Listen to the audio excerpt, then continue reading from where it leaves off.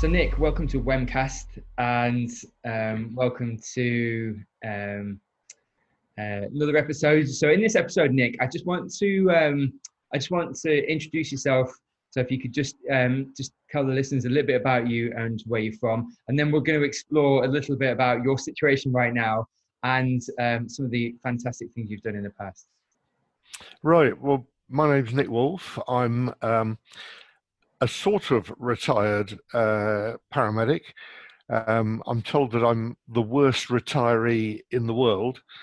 I'm 67 years old, so I managed to escape from the Welsh Ambulance Service a few years ago and just do bank shifts, and went and did things like going back to projects that I'd started in Afghanistan, in civilian hospitals, and sailing on tall ships as a medical purser, and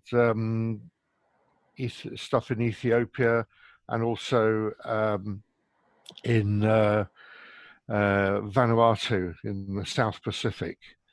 So at the moment, I'm training paramedics out here and doing 4 24-hour shifts back to back, and then 4 days off. But on my 4 days off, I'm also on call because I'm the only qualified paramedic. So, So listen, that brings me nicely to the actual question of where you are in the world and how you and so if you could just define where you are and just a bit about your current situation, because we've just had a quick chat and it's hugely fascinating and insightful. This is the second time I've come out here to do a 2-month spell for an outfit called Paramedic, who provide paramedic services on 2 of the 65 islands. The reason they do that is because if you want to attract tourists, then you need to have some medical services so they can get medical insurance. So it's very much a project that looks at improving the economics of the islands and allowing them to gain lots of money. Of course, the outbreak of COVID-19 has meant that everything has stopped. Australia put a level 4 travel ban on, which effectively stopped us from going there. I wasn't even allowed to transit Australia. Then other neighbouring places like Fiji and New Caledonia, Noumea, PNG got cases of the virus, and so everything shut. Then Vanuatu announced a state of emergency, and that even cut the inter-island travel.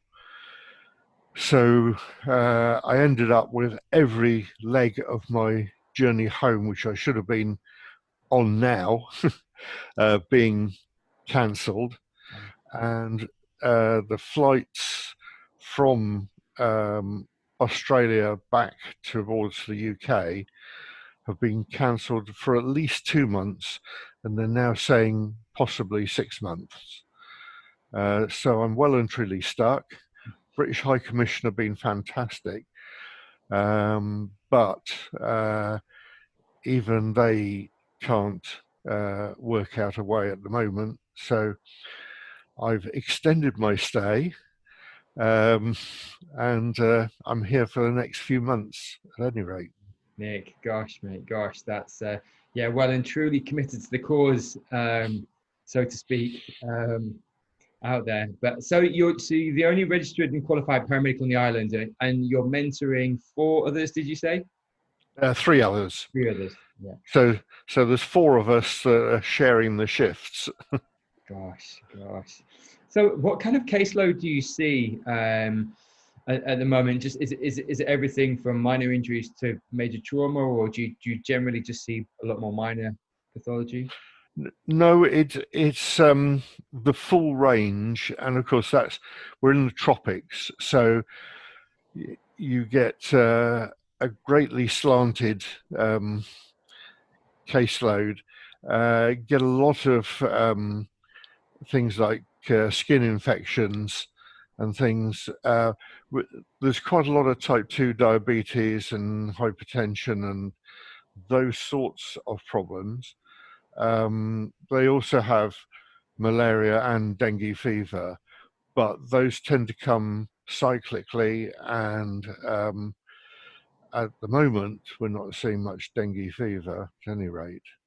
But we actually had a man a few weeks back who was on one of the smaller islands off this island.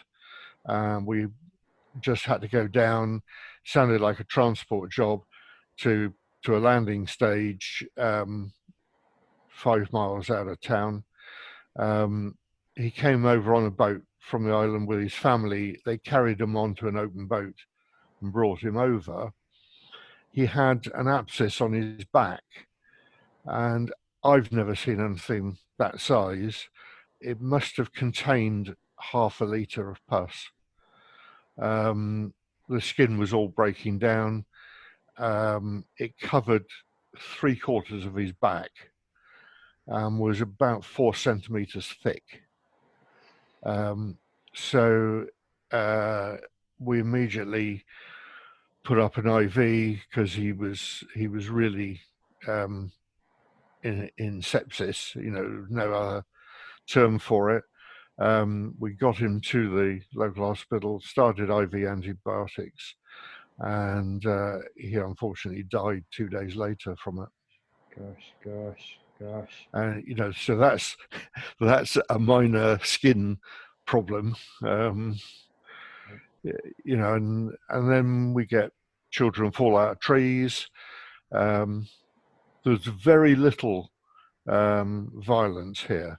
Everybody carries large knives for hacking at rainforest and gardening. Although this trip I did go to one murder with a single stab wound, and he was alive when we got to him, but turned into a traumatic arrest. Okay, gosh. So we see the full range. Yeah. So I remember you just saying before that actually the access to diagnostics is very limited. So is it right in saying you don't have a CT scanner on the whole collection, or even an X-ray machine on the? The X-ray machine in our 31-bed hospital actually broke down 9 months ago. The irony is the spare part is now on order, but of course can't get here because of the situation.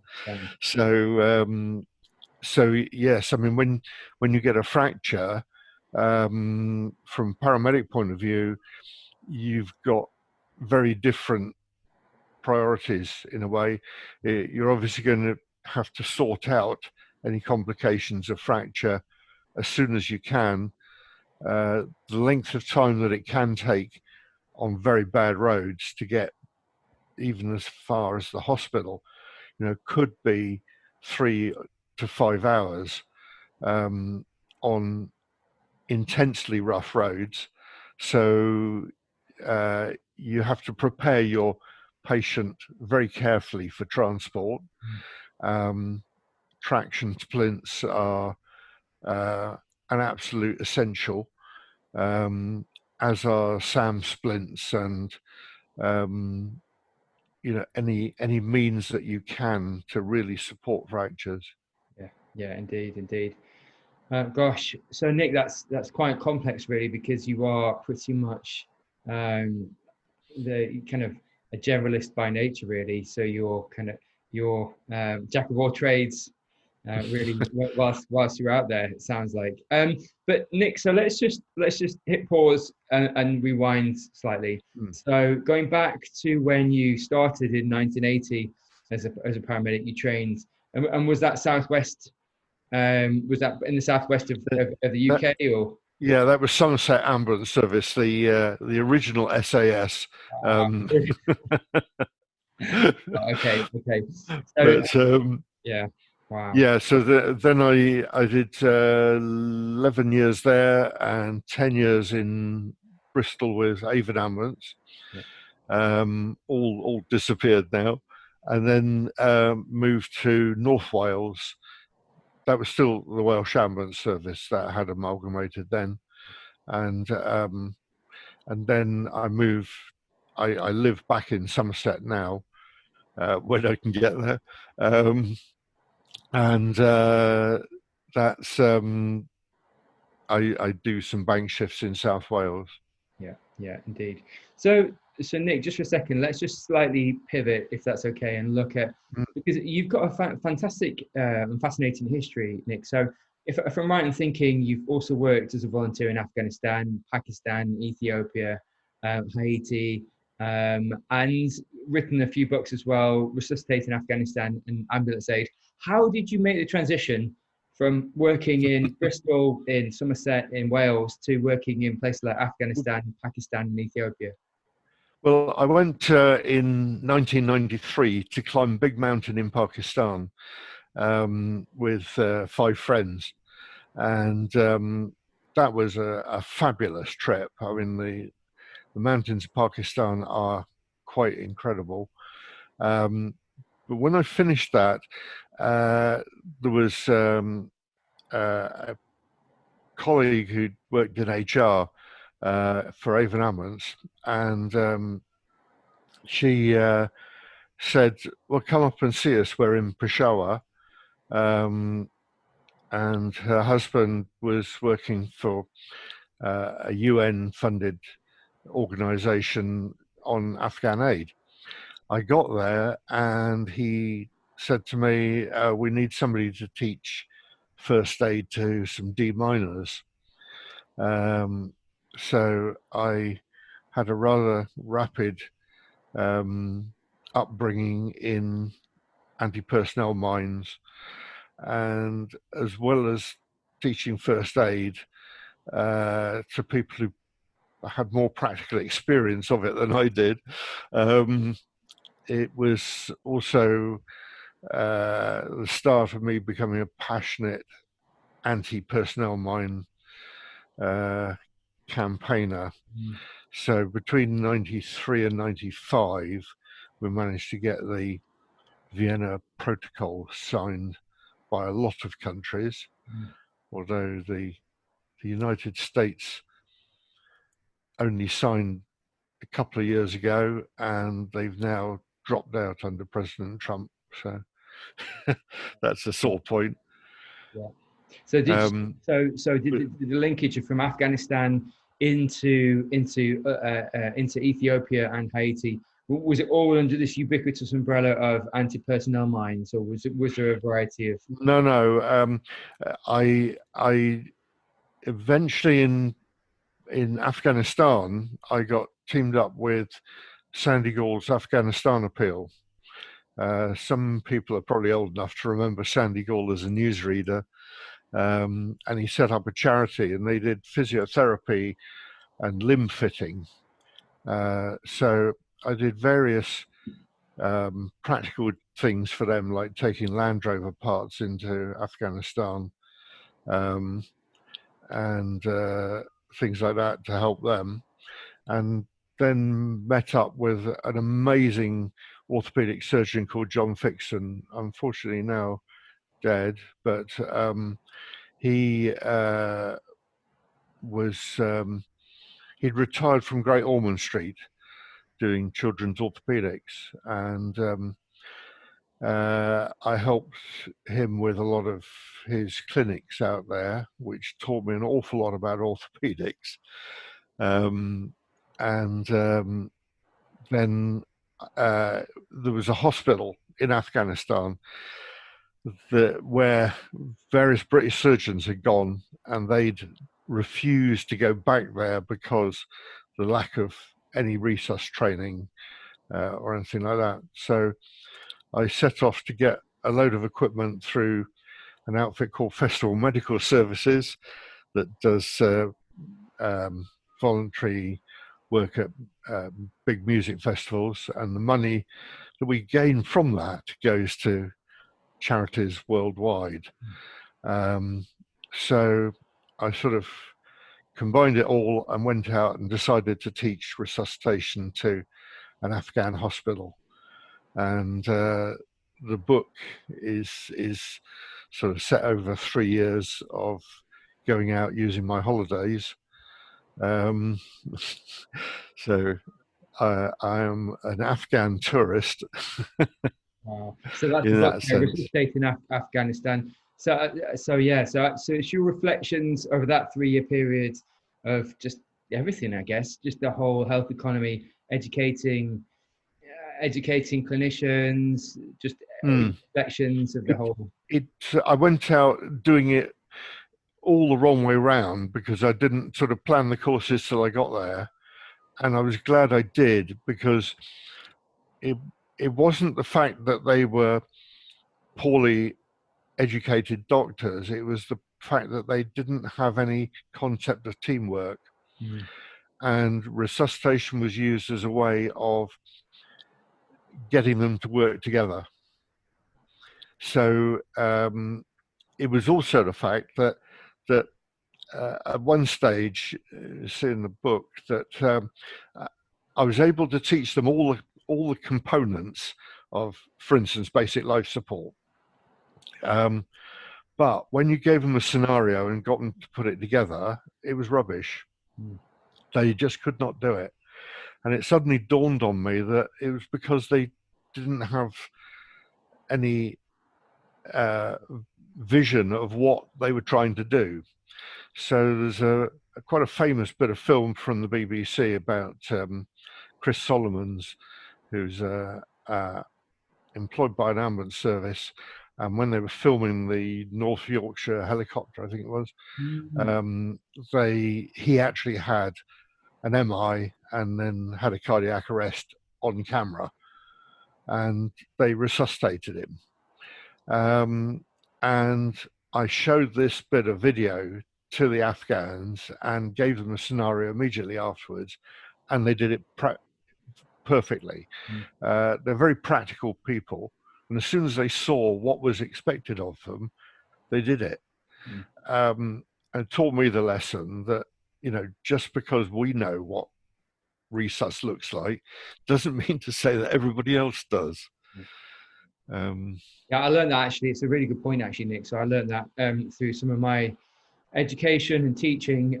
Is actually what we used to do is actually have a faculty simulation, really, because I think it's powerful to model to other people what you expect to see from them. And unless you do model it to them, people don't necessarily have an analog of A, your expectations, or B, how the concepts fit together.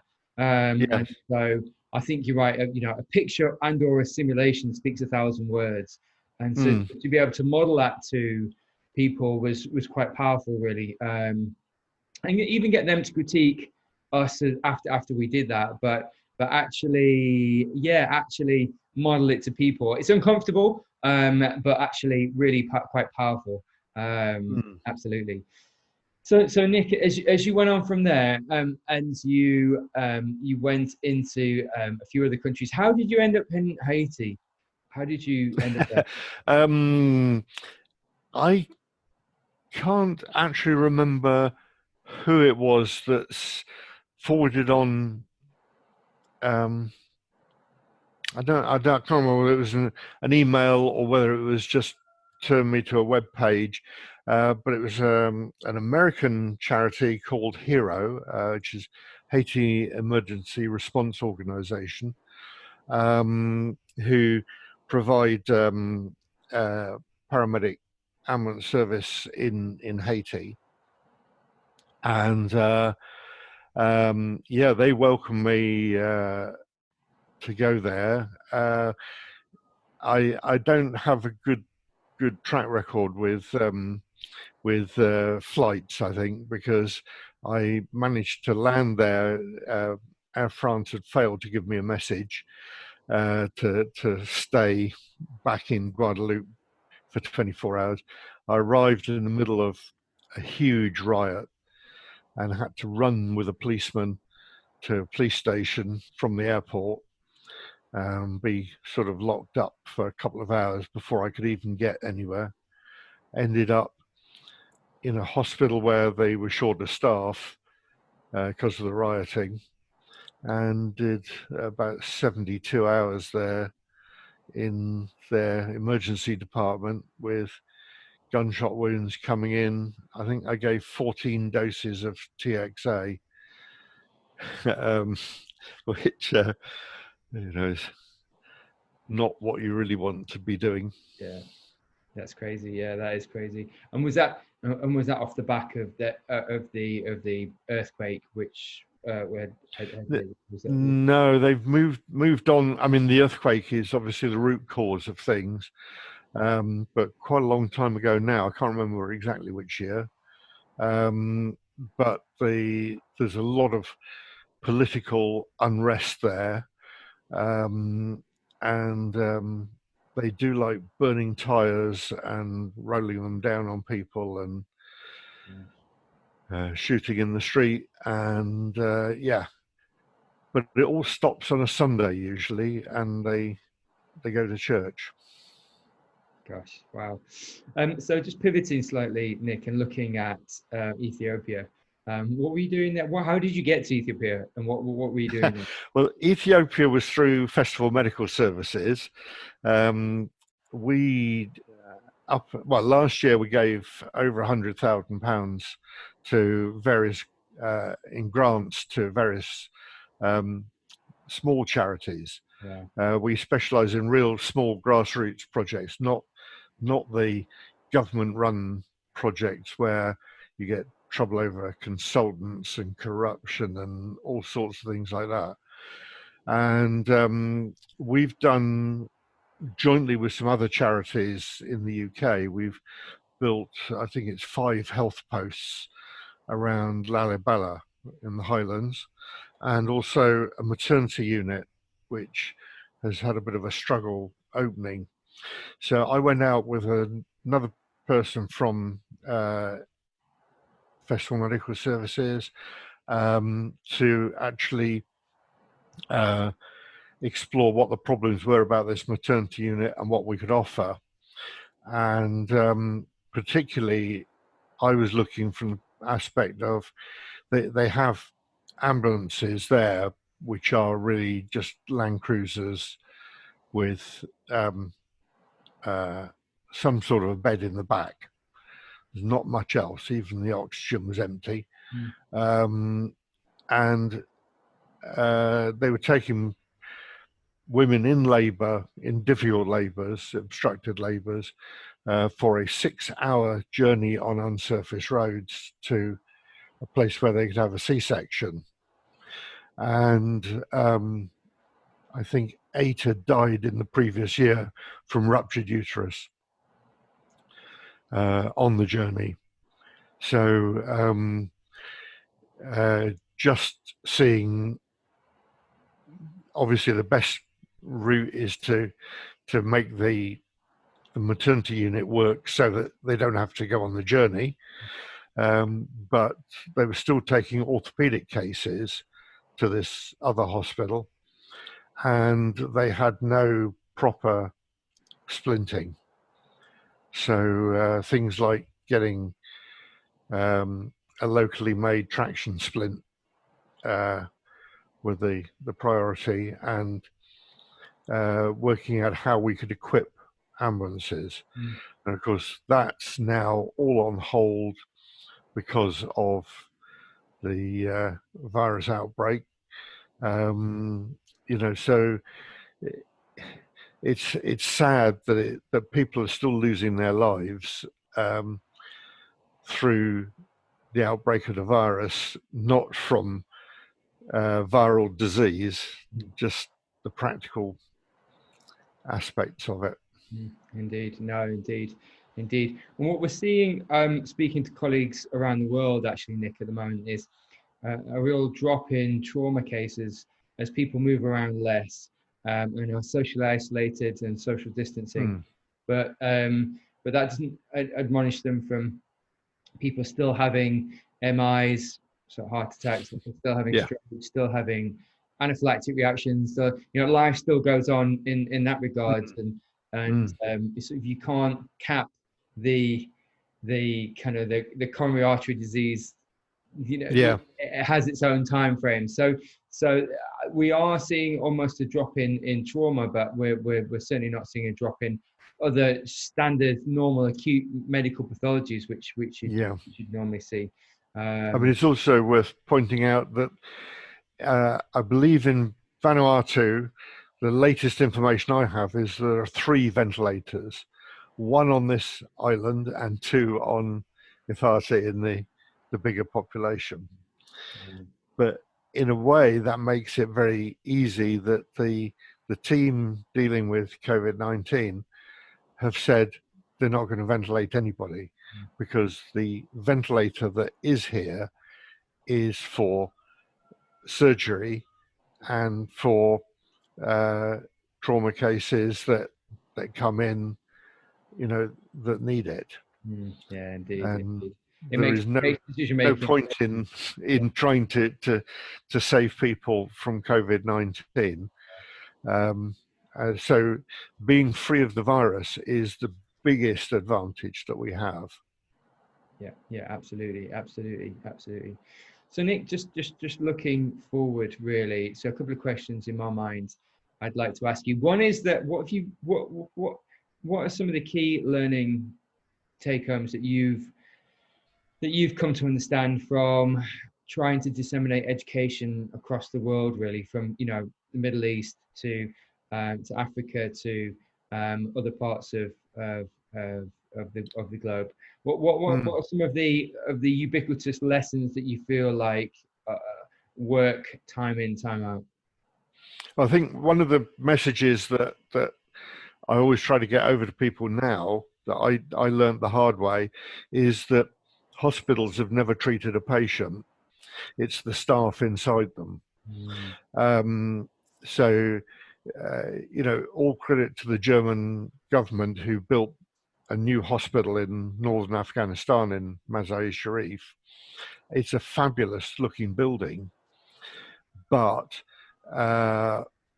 what had to be done was to make a lot of changes to the management of the hospital and the staff. And there's some fabulous staff there, don't get me wrong, but that was what needed the attention, not the building. And we still get it in the UK. We're going to build a new hospital, and well, yes, but what about some new staff? And people still don't quite get it. And also, it's seeing poorly funded health services. It's particularly so for somebody with an NHS background, that when you see people refusing treatment and you suddenly realize that it's because they haven't got the money and they're worried about the debt they're going to get their family into.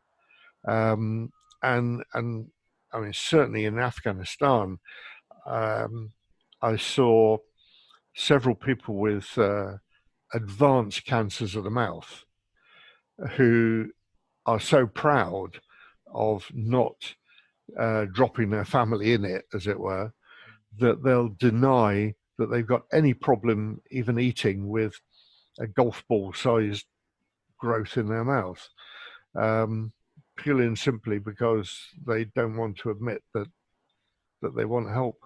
Yeah, gosh, wow. And it makes you realize, what we do have here back in the UK in access to services and access to free services and the provision of health at point of contact. I had a case in Haiti of a young girl who's having an appalling PV bleed, a really catastrophic bleed, and she'd come in from the suburbs, from the country, a 3-hour journey to get to us, and then we had to find a hospital to take her to.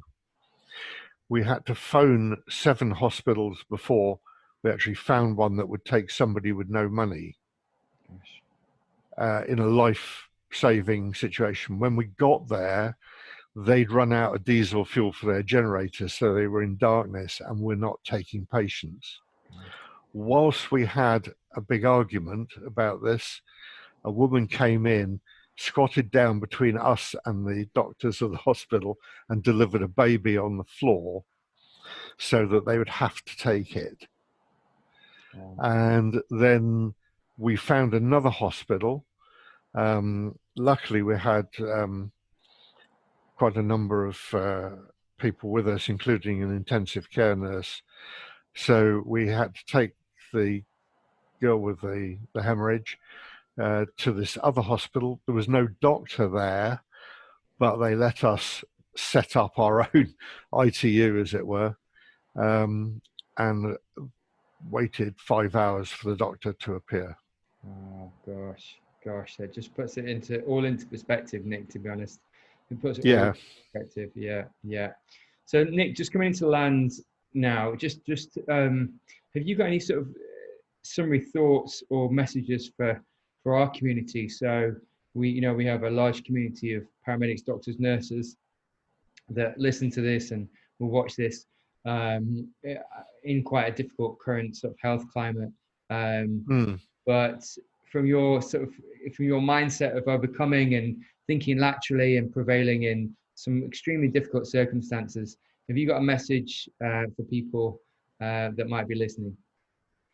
Well, I think never mind what's going on at the moment, I think it's always good to get experience in developing countries, and they develop in different ways. Some are way back, and some have had varying levels of expertise.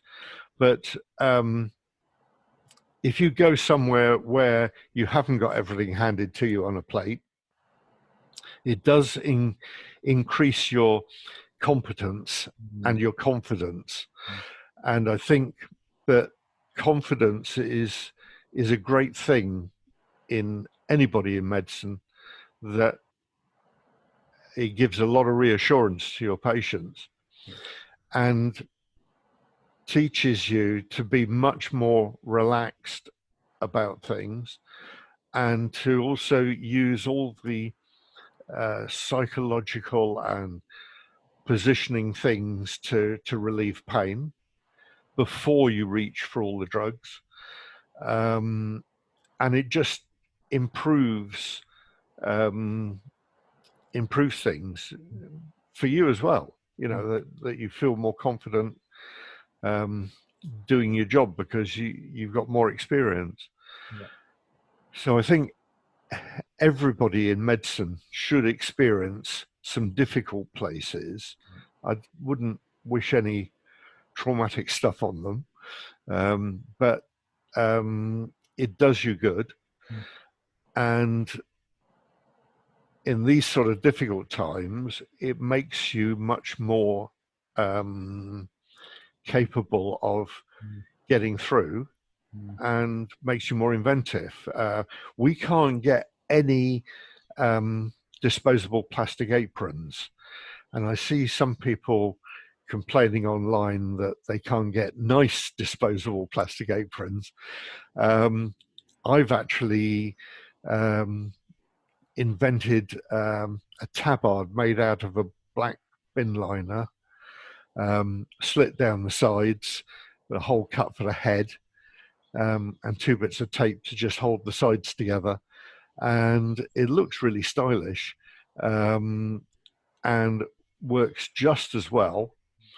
And of course, then you have to educate people to tear them, to take them off and take them off over their heads. But we've got there. We've got